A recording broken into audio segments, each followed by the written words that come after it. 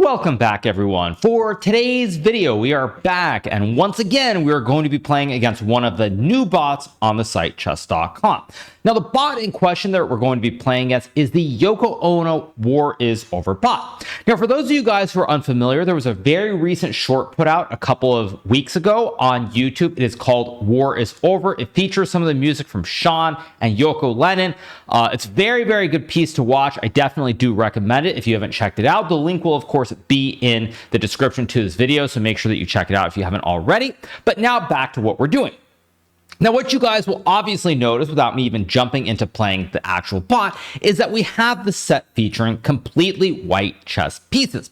Now, there are a couple important things about this. In the year 1966, Yoko Ono actually produced the white chess set. It is currently on display at the Guggenheim Museum in New York City. Secondarily, when you play on a board with all the pieces being the same color, aside from all the symbolism and everything around that, you do really need to pay close attention to remember where your pieces are. And I do firmly believe that it can help with preparing for blindfold chess where you don't even see the board at all. So without further ado, let's jump right into the action. We're going to play against a Yoko Ono bot. I do believe this bot is relatively weak, but that isn't really the purpose of making this video. It's more about doing something. It'll be fun, and let's see how it goes.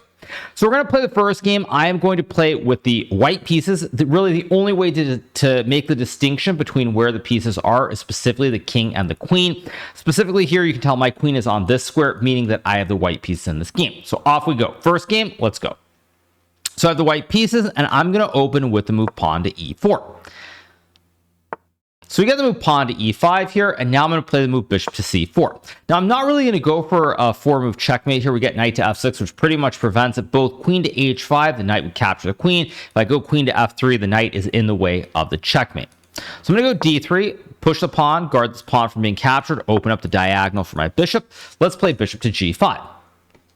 Now, for me, it's not particularly hard to remember the placement of the pieces as I've played a lot of chess over the years. We got the move d5, and now I'm going to take the pawn. Probably for me, more than actually looking at the pieces, is that I see the squares, and I'm just so used to all these patterns because I've, of course, played and studied many games featuring e4, e5, so it looks very natural to me. Now, I take this pawn here. It would be very easy to forget that after pawn takes pawn, that in fact, this is my pawn, because these pawns do look the exact same, but this is a white pawn, and to color code it, this is the black pawn.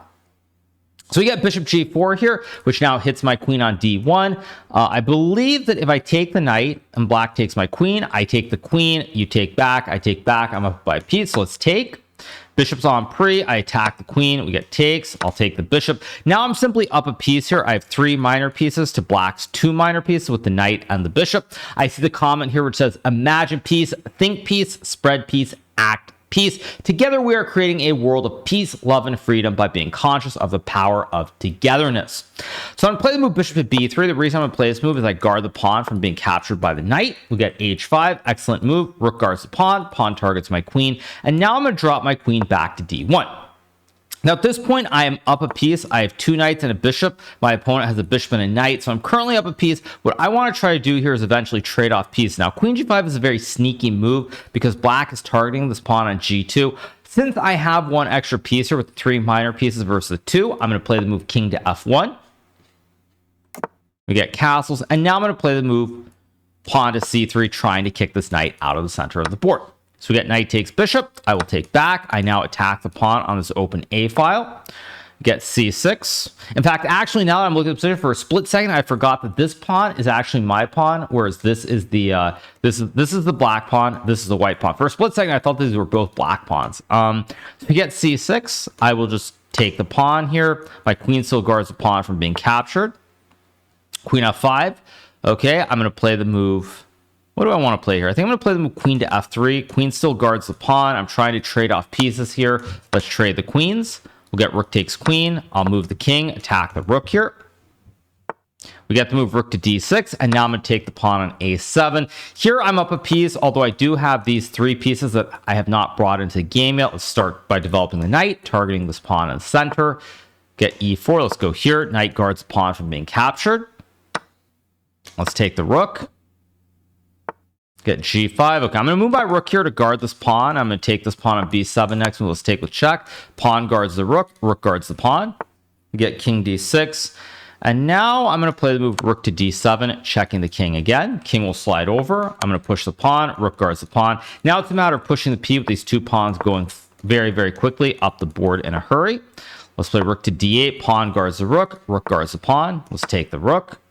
I'm going to pre-move rook to e8 check here. Going to queen the pawn here. Let's make a queen. If bishop takes rook, I think I have g3 checkmate. So let's go g3. King has to go back. Let's go rook to c6 here. Going to play rook to g8. Should be a checkmate very soon. Let's go check. Probably bishop back. I take, and then I go queen takes g4. Should be checkmate. There we go. And we get the win in the first game. Now, for a lot of people who are watching this video, it's probably very hard to follow. Luckily, the pot is not super strong, so it's not that hard. And since it leads to a relatively short game, this opening was pretty normal. D5 was not the best move here. Black should have played either bishop to e7 or bishop c5. I think if I click on game review, maybe if I go to the very end of this game, let's see, is there a game review here? I'm saying I don't see a game review, unfortunately. Which is a little bit sad. Is this game review? Let me check. Yeah, I don't see a game review button for this one, so I can't really do a review. So I'll just do it manually. Basically here, either bishop to e7, trying to break the pin, or bishop c5 followed by castles would have been the preferred choice here. d5 is simply a mistake, because as we saw in the game, after d5 takes, if you take with a knight here, I guess I can't do analysis, that would hang the queen on d8, and black's already down a pawn and in a lot of trouble. Okay, so that's our first game against the Yoko Ono bot. Let's play, let's do another one. Let's go back to play bots. We'll play another game against the Yoko Ono bot. This time I'm going to play with the black pieces, and off we go. Now, again, the way you can distinguish between the color you are in this game is where the queens are. If my queen were here, I would have the white piece with the queen being here. This means that I have the black pieces. Basically, the two squares tell us what we need to know. So we get the move d4. So I'm going to play the move knight to f6 here. Get c4, and now I'm going to play g6 and go for the classic fianchettoed bishop and the king's Indian defense. Let's castle the king. I'll even pre-move it. No reason to worry. We have this big white center with the three pawns and the knight guarding in the center. I'll go d6 here. Idea to play e5 next turn. Get f3. This is what is known as the same-ish opening. Nothing to kill or die for, and no religion too. Obviously, for everybody who is a music fan or music file, I think that might be the right word. Maybe it isn't. Definitely, these are lyrics to the great song "Imagine," which was written and performed by John Lennon. I don't remember the exact year, but a very, very famous song the world over. So I'm going to play move knight to c6. Now, my idea here is to play e5 and try to target this big white center in a hurry. Get d5. Let's go knight to e7. Now, this game actually, I realized by playing the opening that I played, it's going to be very, very confusing for people to follow, because in the King's Indian, you get all these pawns in the center of the board. Now, I'm going to highlight the white pawns with the yellow, and then I'll highlight my own chain with the blue. Very, very tricky with all these pawns, all this chaos. It could be very confusing for someone who's not a serious chess player to follow this. But of course, that's the nature of playing this bot. So let's go c6 here. I will just, again, I will highlight the black pawns with blue. So I'm trying to maybe target this white center here, potentially. We get queen to a4. And now I'm going to do something very unusual. I'm going to play the move b5 here. And basically, I keep highlighting with the wrong one for black. I'm going to try to chip away. So we've got these white pawns. Meanwhile, we've got these black pawns in the center. So I'm going to take. I've got my two pawns. White has these two pawns. This is a mistake because now I have d4, and I fork the bishop and the knight here. We get move knight d5. I'm just going to trade the knight.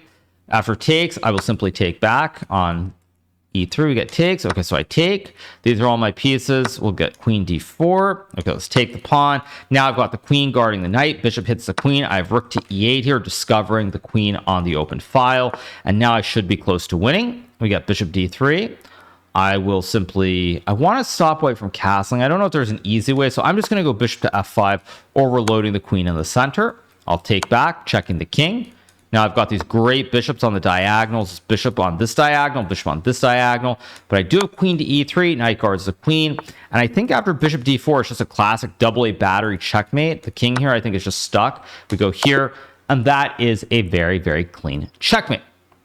Now, this game went very quickly. I can actually click on game review for this one. I guess if you don't click it right away, you won't see it. But now you guys will get to see a classic board, which I think for a lot of people, they're sort of breathing a sigh of relief to be able to do this. So we started out the game with a classic King's Indian defense. I played the same-ish variation. We got F4, which is a mistake here. White should probably play a move like G4 here, or maybe H4. I think G4 actually. G4 is the best move according to the computer, so it would have been a better try. We get F4 instead. And now I play B5. And the whole point behind B5 which is I really wanted to target this big white center here. And after takes, now you'll notice the white center is kind of disintegrated. White can obviously take on D5, which would have been the best move. After knight takes D5 here, let's say white were to castle. I have queen C7, pinning the knight, and black is doing very well. If white were to play, I don't know what white's best move is here. Maybe it's bishop D2, perhaps. Is an option. I think actually bishop e6, black's much better because the king's out of the center of the board. All the pieces are developed in the center, and white has 1, 2, 3, 4 pieces that have not moved here. So black would be much better. So I think already after b5, wow, computer already gives us -2, so it's probably close to lost for white. We get takes, knight c1, d4. Now I fork the bishop and the knight. We get take, knight d5, takes, knight e4 here. Now the bishop discovers the queen guards the knight, and after takes, rook e8, now you simply lose the queen in the center of the board, and black is doing very well. And we get bishop d3, bishop f5, king f2, check. And now after bishop d4, it's a classic double A battery. The move queen to f2 with checkmate is simply unstoppable no matter what white does. We get takes, queen to f2, GG on the spot, and I win the game in this position. So we get a win in both these games against the Yoko Ono bot. Obviously, this bot is 1200. It would be interesting, and maybe I'll actually ask chess.com if there is a way for them to perhaps create this bot, but with a stronger rating, like say 2000 or something. Because I really do wonder if I would struggle to be able to remember where the pieces are and which pieces are mine, which pieces are the bot's pieces. It would be an interesting exercise to see just how well I could keep track of the board. I think mostly I would have no issues. I also think that this is the point about blindfold chess, that you kind of have to really remember the state of the pieces and where everything is. And when the pieces are the same color, obviously, it's very tough to do that, especially as a new player. And you really learn that from pattern recognition over and over and over again. So if you're interested in blindfold chess and you're like 1800 online, I think there is some merit to playing some games, even if you win the games relatively easily, because the bot's 1200. I think this is one of the ways to try and improve your blindfold chess potentially, because it's mostly about the patterns of where the pieces are, and the more experience you have in that, the more natural it will become. Now, not everybody can play blindfold chess, so even if you were to play this bot 100 times and you're 1700 and you then come back in the comments, you're like, Hikaru, why can't I play blindfold chess perfectly? It's not possible. Like, I'm trying my best. It is no guarantee, but it is one of the ways to try and help. I do think from my own personal experience of just knowing people across all the rating ranges in my time in chess, there are some people who simply cannot memorize the board. They can't see the board in their head without seeing a physical placement of the pieces. So it is a thing that I think can be a bit of an acquired skill, not something you automatically can just train. But this is one of the ways to try and train it if you have that ability. So those are the games that we played against this Yoko Ono bot. Relatively light, relatively chill video, not necessarily a huge challenge, but I think it's great that we do have this new bot on the site. It is something different with this white chess set and everything else and all the symbolism. Of course, the great short on YouTube, War is Over, which, as I mentioned at the start of the video, if you haven't checked it out already, definitely make sure to check it out. Really, really well done. And I believe it got a Grammy, if I'm not mistaken. I don't know the exact awards, but it got some award as well, so definitely do check it out. So on that note, that's going to do it for our video for today of us playing as the Yoko Ono War is Over bot. If you're not already subscribed to the channel, make sure that you smash that subscribe button below, and we'll be back with more great content very, very soon. Hope you guys enjoyed it and have a great rest of your day. See you guys. Bye.